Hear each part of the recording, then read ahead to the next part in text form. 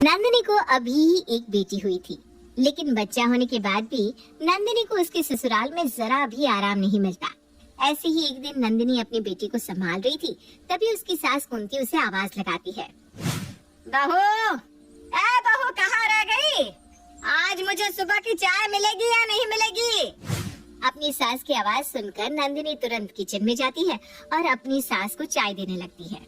जैसे ही सास को चाय देती है तो नंदिनी का पति राघव नंदिनी को आवाज लगाता है। नंदिनी, यहाँ मेरा वॉलेट था, कहाँ गया?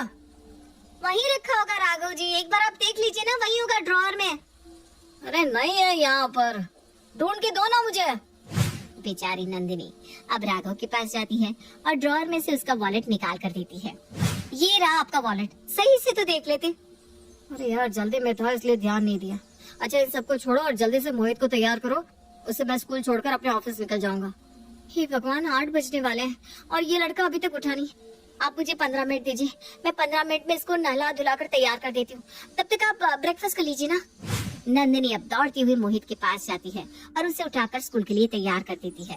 कुछ देर बाद राघव मोहित को अपने साथ उसे स्कूल छोड़ने के लिए ले जाता है, पर तभी वहाँ नंदिनी का देवर विक्रम आता है। भाभी, सुबह का ब्रेकफास्ट जल्दी से लगा दो, मैं बहुत लेट हो चुका हूँ। रिया कहाँ है देवर जी? भाभी, आप जानती है ना, रिया प्रेग्नेंट है, उससे कोई काम नहीं हो पाता। वैसे भी आज उसकी तबीयत थोड़ी डाउन चल रही है, इसलिए मैंने उसको परेशान करना जरूरी नहीं समझा। अच्छा ठीक है, कोई बात नहीं, आप यहाँ बैठो, मैं आपके लिए अभी ब्रेकफास्ट लगा देती हूँ। बेचारी नंदिनी अब अपने देवर का भी ब्रेकफास्ट लगाती है, तभी उसकी छोटी बेटी रोने लगती है। घर में इतना काम और अपनी बेटी को रोता देख नंदिनी परेशान हो जाती है, क्योंकि वो एक टाइम पर अपने घर और अपने बच्चों को संभाल नहीं पा रही थी। क्योंकि नंदिनी से एक ही समय पर इतना सब नहीं हो पा रहा था, इसलिए दोपहर में नंदिनी अपनी सास के पास जाती है, जहाँ उसकी सास अपनी छोटी बहू के पास बैठकर टीवी देख रही थी। माँ जी, मुझे आपसे कुछ बात करनी थी। हाँ बोल, क्या बात करनी है? माँ जी, मैं घर में अकेली पड़ जाती हूँ और अकेले ना तो मुझसे बच्चे संभाले जा रहे हैं और ना ही घर का काम हो पा रहा है, और अभी तो रिया भी प्रेग्नेंट है, इसलिए वो भी मेरा हाथ नहीं बटा पा रही है। मैं अकेले ये सब मैनेज नहीं कर पा रही हूँ। तो तू कहना क्या चाहती है? तुझे घर के काम नहीं करने? नहीं माँ जी, मैं ऐसा नहीं कह रही हूँ कि मुझे घर के काम नहीं करने। मैं बस ये कह रही हूँ कि मुझसे अकेले सारे काम नहीं हो पा रहे हैं, तो क्यों ना हम घर में एक नौकरानी रख लें। राम राम राम, नौकरानी? ना बाबा ना, मैं नौकरानी से अपने घर में काम तो क्या, उसका एक पैर भी बर्दाश्त नहीं कर सकती। अगर तुझे काम करना है तो कर, अगर नहीं करना तो छोड़ दे, मैं खुद कर लूंगी। नहीं माँ जी, मेरा ये मतलब नहीं था। अभी मेरी बेटी छोटी है, मुझे उसके साथ साथ इस घर को संभालने में काफी दिक्कत हो रही है।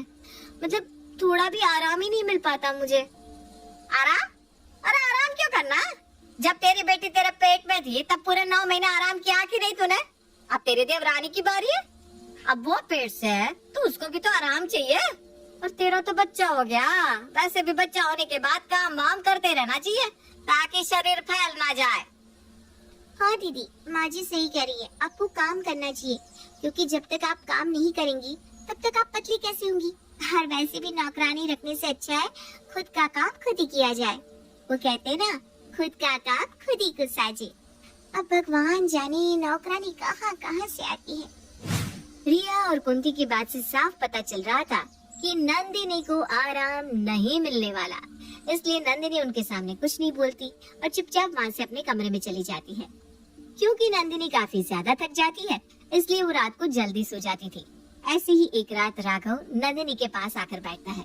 क्या हुआ नंदिनी, तुम्हारा चेहरा काफी उतरा हुआ है, तुम्हारी तबीयत तो ठीक है ना? हाँ तबीयत तो ठीक है मेरी, लेकिन बहुत थक जाती हूँ। मुझे खुद के लिए जरा सा भी समय नहीं मिल पा रहा है राघव जी। मैंने माँ से नौकरानी रखने की बात कही तो उन्होंने साफ मना कर दिया। आप तो मेरी बात सुनिए, मतलब मैं चाहती हूँ कि कोई समझे ना समझे, लेकिन आप तो मुझे समझिए। मैं खुद को जरा भी समय नहीं दे पा रही हूँ। बच्चा, घर, परिवार, इन सब में उलझ कर रह गई हूँ। बहुत थक जाती हूँ राघव जी। प्लीज माँ जी से बात कीजिए ना इस घर में नौकरानी रखने के लिए। नंदिनी, तुम्हें पता है ना, इस घर में सिर्फ माँ की चलती है। मैं जानती हूँ राघव जी, लेकिन आप भी तो इस घर के बड़े बेटे हैं। अगर आप माँ जी से बात करेंगे तो वो आपकी जरूर सुनेगी। एक बार आप मेरे लिए बात तो कीजिए। नहीं नंदिनी, मैं माँ से बात नहीं कर सकता, क्योंकि तुम जानती हो माँ किसी की नहीं सुनेगी। और इस घर में माँ की ही चलती है। माँ अपने आगे किसी की चलने ही नहीं देती। इसमें मैं तुम्हारी कोई मदद नहीं कर सकता नंदिनी। राघव के मुंह से ऐसी बात सुनकर नंदिनी निराश हो जाती है और चुपचाप सो जाती है। समय यूं ही गुजरता है और गुजरते समय के साथ नंदिनी अपने घर में काफी थक जाती है। घर के काम और बच्चों से परेशान नंदिनी अपनी माँ को फोन करती है और अपनी माँ से सारी बात शेयर करती है। ये जानने के बाद नंदिनी का भाई वरुण गुस्से में नंदिनी से कहता है, तू पागल हो गई है क्या? अभी कुछ महीने पहले तेरी डिलीवरी हुई है और तू आराम करने की जगह इतना काम कर रही है। तू अपनी सास को बोल ना कि घर में एक नौकरानी रख ले। भैया मैंने माँ जी को कहा था लेकिन उन्होंने मेरी बात ही नहीं सुनी। ठीक है, अगर उन्होंने तेरी बात नहीं सुनी तो अब तू उस घर में एक पल नहीं रहेगी। मैं आ रहा हूँ तुझे लेने के लिए। नंदिनी को आराम चाहिए था, इसलिए वो भी वरुण के खिलाफ नहीं जाती और उसे अपने घर बुला लेती है। वरुण जब घर आता है तो वरुण को देखते ही कुंती कहती है, अरे वरुण बेटा, तुम यहाँ कब आए? कैसे आना हुआ आज तुम्हारा? बस अपनी बहन को देखने आया था, लेकिन अपनी बहन को देखकर ये लग रहा है कि मेरी बहन इस घर की बहू नहीं बल्कि नौकरानी है, नौकरानी। अरे क्या हालत कर दी आप लोगों ने इसकी। अरे बेटा, घर की बहू है तो घर की जिम्मेदारी तो लेनी पड़ेगी ना इसे। और वैसे भी ये इसी का घर है, खुद के घर में काम करने से कोई नौकरानी थोड़ी ना बन जाता है। आंटी जी आपकी बात बिल्कुल सही है, लेकिन आपको भी तो सोचना चाहिए ना कि मेरी बहन अकेले इतना सारा काम कैसे करेगी। तो ठीक है, मैं मानता हूँ कि मेरी बहन को इस घर का काम करना है, लेकिन उसकी मदद के लिए आप एक नौकरानी भी तो रख सकती है, जैसे हम लोगों ने एक नौकरानी को रखा हुआ है। तुम लोगों ने नौकरानी रखी है, अच्छी बात है, लेकिन मैं अपने घर में नौकरानी नहीं रखूंगी। अरे पता नहीं कहाँ से आते हैं वो लोग, कैसे रहते हैं कैसे नहीं रहते, और वो मेरे घर आकर सीधा मेरे किचन में घुसेगी, मेरे घर के सामानों को हाथ लगाएगी। ना बाबा ना, मेरे बस की नहीं है किसी नौकरानी के हाथ का खाना खाना या उसके हाथों घर की सफाई करवाना। आंटी जी पर इसमें मेरी बहन को तो रिलैक्स मिलेगा ना, अब थोड़ा उसके बारे में तो सोचिए। तेरी बहन के बारे में सोचा है इसीलिए कह रही हूँ, इस घर में नौकरानी नहीं आएगी। अगर तेरी बहन को कुछ दिन आराम चाहिए तो वो अपने मायके जा सकती है। कुंती की बात सुनकर वरुण अपनी बहन को अपने घर ले जाने लगता है। जाते वक्त कहता है, आंटी जी मेरी बहन को रेस्ट चाहिए और मेरी बहन को उसके मायके में ही पूरी तरह रेस्ट मिलेगा। पर हाँ, आप भी एक बात कान खोलकर सुन लीजिए, मेरी बहन अब यहाँ तब तक नहीं आएगी जब तक आप लोगों को अपनी गलती का एहसास ना हो जाए। हाँ, कोई बात नहीं, और जब तुम्हें ये एहसास हो जाए कि तुम्हारी बहन को अपने ससुराल में होना चाहिए तो तुम खुद उसे यहाँ छोड़ जाना, ठीक है? मेरी बहन अब इस घर में तब तक नहीं आएगी जब तक इस घर को उसकी कदर ना हो जाए। इतना बोलकर वरुण अपनी बहन को वहाँ से अपने घर ले जाता है। वहीं कुछ ही दिनों में रिया की भी डिलीवरी हो जाती है। डिलीवरी होने के बाद रिया भी अब घर में अकेली पड़ चुकी थी। वो अपने न्यू बॉर्न बेबी के साथ टाइम स्पेंड कर रही थी, तभी विक्रम रिया के पास आता है। रिया, तुम अब तक अपने बेटे के साथ ही खेल रही हो? मुझे लेट हो रहा है यार, मैंने तुम्हें कहा था ना मेरी फाइल ढूंढ दो। विक्रम, तुम्हारी फाइल ऑलरेडी मैंने ढूंढ कर रखी है, तुम अपनी नजरें इधर उधर करोगी तभी तो तुम्हें कुछ दिखेगा ना। और ये क्या बोल रहे हो, अपने बेटे मतलब ये तुम्हारा बेटा नहीं है क्या? अरे यार, तुमसे तो बहस करना ही बेकार है। बताओ फाइल कहाँ है, मुझे जाना है। अलमारी खोलोगी तो तुम्हें फाइल दिख जाएगी। रिया की बात सुनकर विक्रम गुस्से में अलमारी खोलता है और वहाँ से फाइल लेकर चला जाता है। कुछ देर बाद कुंती रिया के पास आती है और कहती है, बहू तो पैर होने को आ रही है, आज मुझे खाना मिलेगा कि नहीं? माँ जी अभी तो 12 बज रहे हैं, आपने अभी ही तो ब्रेकफास्ट किया था ना। अरे ब्रेकफास्ट किया था तो इंसान को भूख लग जाती है, और वैसे भी 12 क्या तुझे कम नजर आ रहा है? छोड़ अपने बेटे को, इसे मैं संभाल लूंगी, तू जाकर खाना बना ले। कुंती की बात सुनकर रिया उसे कुछ नहीं बोल पाती और वहाँ से गुस्से में चली जाती है। रिया अपनी सास के लिए खाना बना रही थी, तभी राघव रिया के पास आता है और कहता है, रिया आज मेरे सर में बहुत दर्द हो रहा है, एक कप कड़क चाय बना दो, मैं अपने कमरे में आराम कर रहा हूँ, तुम चाय लेकर वहीं आ जाना। ठीक है भैया, आप जाइए, मैं अभी लाती हूँ। राघव वहाँ से चला जाता है और उसी समय रिया का बेटा रोने लगता है। अपने बेटे को रोता सुन रिया सब कुछ छोड़कर बेटे के पास जाती है और उसे चुप करवाने लगती है, पर तभी वहाँ कुंती गुस्से में बौखलाती हुई आती है। मैंने तुझे कहा था ना कि खाने के लिए लेकर आ, लेकिन नहीं, तुझे तो मेरी बात सुनाई नहीं देती। अरे जब मैंने कहा कि मैं मेरे पोते को संभाल रही हूँ, फिर भी तुझे मेरी बात पर विश्वास नहीं हो रहा। माँ जी मैं आपके लिए खाना ही बनाने गई थी और मैं आपके लिए खाना बना रही थी, लेकिन तभी जेठ जी आ गए।